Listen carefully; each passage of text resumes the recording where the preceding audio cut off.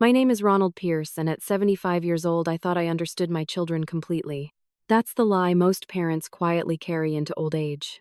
We convince ourselves that because we raised our children, fed them, protected them, sacrificed for them, we truly know who they are deep inside. But the truth is far more uncomfortable. Sometimes parents only know the version of their children that exists while life feels stable. Real character often appears only when fear, money, resentment, and entitlement collide together. My daughter spent almost 2 years convincing me that her brother was selfish, manipulative, and financially irresponsible. Then one accidental phone call revealed she had secretly stolen nearly $500,000 from our family while pretending to be the responsible child. And honestly, that discovery almost destroyed me. Before I tell you how hidden resentment and financial deception tore my family apart after my wife died, make sure to subscribe. Because this story taught me something devastating. Families rarely collapse because of money alone. They collapse because money exposes emotional truths people spent years hiding. My wife Judith and I raised our children in Northern California during the 80s. Back then, life felt simpler. Not easier. Just clearer somehow. You worked hard, paid bills, raised children, built routines, and hoped your family stayed emotionally intact long enough to survive adulthood. We had 2 children, Melissa and Ryan. From the beginning, they were completely different. Melissa was organized, responsible, disciplined, the kind of child teachers described as mature for her age. Ryan was emotional, creative, restless, always chasing ideas faster than he could finish them. As parents, Judith and I unknowingly fell into a dangerous pattern early. We trusted Melissa automatically and worried about Ryan constantly. At the time, it felt logical. Ryan struggled academically, changed career goals repeatedly, made impulsive decisions. Meanwhile, Melissa excelled constantly. Straight A's, graduate school, corporate accounting career by 27. Looking back now, I realize something painful. Reliable children often receive admiration, but emotionally expressive children receive attention, and over decades those imbalances quietly shape entire families. Ryan eventually opened a small custom furniture business. Nothing massive financially, but honest work he genuinely loved. Melissa entered corporate finance and climbed quickly. Luxury condo, private schools for her children, investment properties. Success followed her everywhere. Or at least, that's how it appeared. Judith adored both children fiercely, but I know now she leaned emotionally toward Melissa more often. Not because she loved her more, because Melissa seemed safer, predictable, stable. That assumption would later cost all of us dearly. Then Judith died. Stroke, sudden, no warning. One ordinary Sunday morning. Then ambulances, hospital lights, machines, silence. 48 years of marriage disappearing in less than 2 days. People underestimate what losing a spouse does psychologically after that many decades. You don't simply lose companionship. You lose memory confirmation, identity reinforcement, daily witness to your existence. After Judith died, the children started helping manage family affairs more actively. At first, I appreciated it deeply. Grief made basic decisions feel impossible. Bank paperwork, insurance updates, investment reviews, taxes. Melissa stepped in aggressively, confidently, almost naturally. "Dad let me handle things," she kept saying. And honestly, part of me felt relieved. Ryan helped too, but differently. Emotionally. He checked on me constantly, brought meals, sat quietly with me during sleepless nights. Meanwhile, Melissa handled logistics, efficiency, structure, control. At the time, I interpreted that as maturity. Now I understand something more complicated was happening. About 6 months after Judith's death, tension between the children started growing visibly. At first, it centered around estate planning discussions. Ryan believed Mom wanted everything divided equally eventually.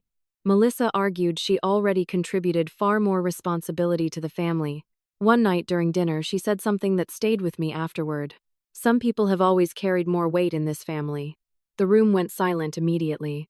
Ryan looked wounded instantly.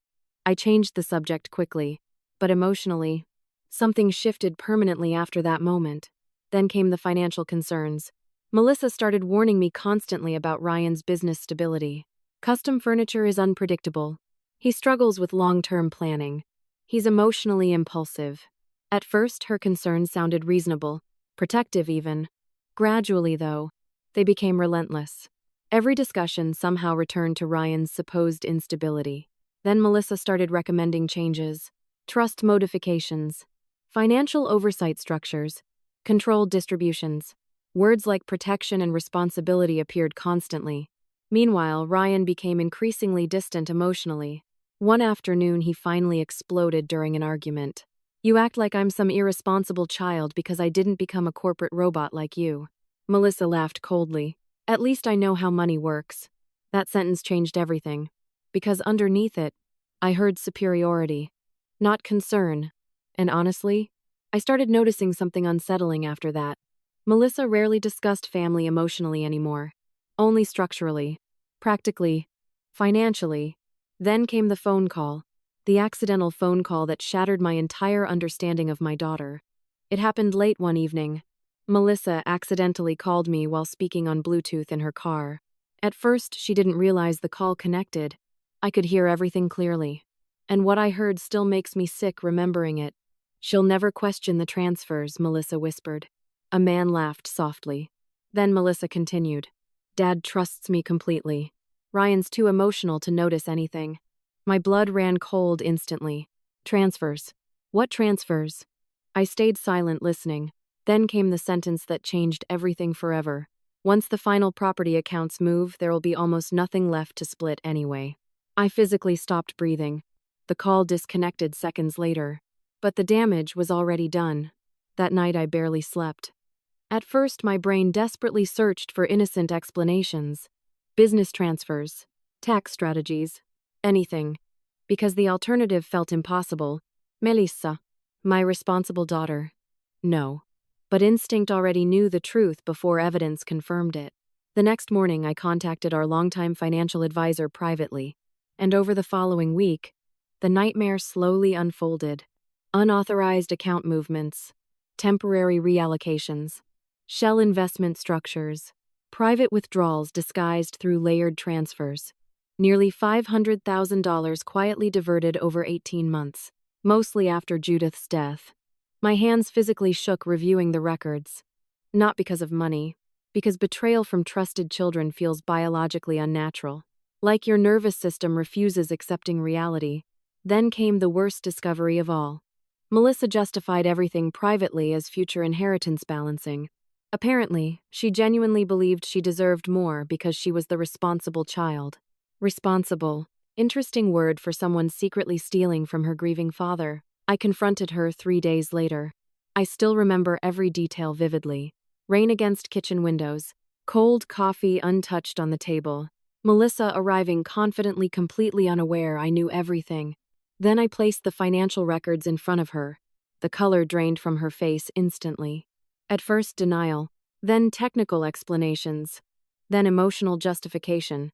Finally, rage. "You always protected Ryan emotionally," she shouted. There was always extra patience for him, extra understanding. Suddenly, decades of hidden resentment exploded into the open. Apparently, Melissa spent years feeling emotionally overlooked despite being the good child. The dependable child. The child nobody worried about because she seemed strongest. And slowly, that resentment transformed into entitlement. Not overnight, quietly, over decades. That realization devastated me even more than the theft itself. Because suddenly I understood something horrifying. Children do not experience fairness the same way parents imagine it. Ryan arrived midway through the confrontation unexpectedly. And honestly, watching my son realize his sister stole from the family nearly broke me completely. He didn't even look angry initially. Just heartbroken. "Why didn't you just tell us you were struggling?" he whispered. That question finally cracked Melissa emotionally. Real crying. Real collapse. Because underneath all the manipulation, she actually was struggling. Hidden gambling debt, investment losses, lifestyle pressure, corporate burnout, a collapsing marriage. And apparently, shame became easier to manage than honesty. The legal aftermath was brutal. Not because I wanted punishment. Because financial crimes inside families create consequences whether parents want them or not. Melissa eventually agreed to repayment structures instead of criminal litigation. but emotionally. Nothing recovered quickly afterward. For nearly a year, the family barely spoke. Holidays disappeared. Birthdays became awkward. Trust evaporated completely. And honestly, I blamed myself constantly. Because parents always search themselves for answers after family collapse. Where did I fail? What did I miss? How did resentment grow this deep without me noticing? Therapy eventually helped all of us confront uncomfortable truths. Melissa spent her entire life performing competence emotionally, while Ryan received visible concern and forgiveness repeatedly. Over time, Melissa confused responsibility with invisibility, and invisibility slowly became bitterness. That explanation didn't excuse what happened, but it explained how emotional wounds quietly become financial destruction later. Today, our family still carries scars, probably always will. But surprisingly, we're rebuilding slowly. Honestly, carefully. Ryan and Melissa even speak occasionally again. Not like before. Maybe never like before. But real healing rarely looks dramatic. It looks awkward. Slow, fragile. Human. Last Christmas, Melissa hugged me before leaving dinner and whispered, "I spent so long trying to prove I deserved love that I forgot I already had it." I cried after she left.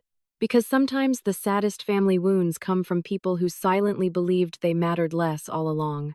Before Judith died, she once told me, "The children who seem strongest emotionally are often the ones asking for love most quietly." I didn't fully understand that sentence then. Now I do. Have you ever discovered hidden resentment inside someone you trusted completely? Tell me in the comments below. And if this story touched you, please like and subscribe. Because sometimes the most dangerous family wounds are the ones nobody notices growing until it's already too late.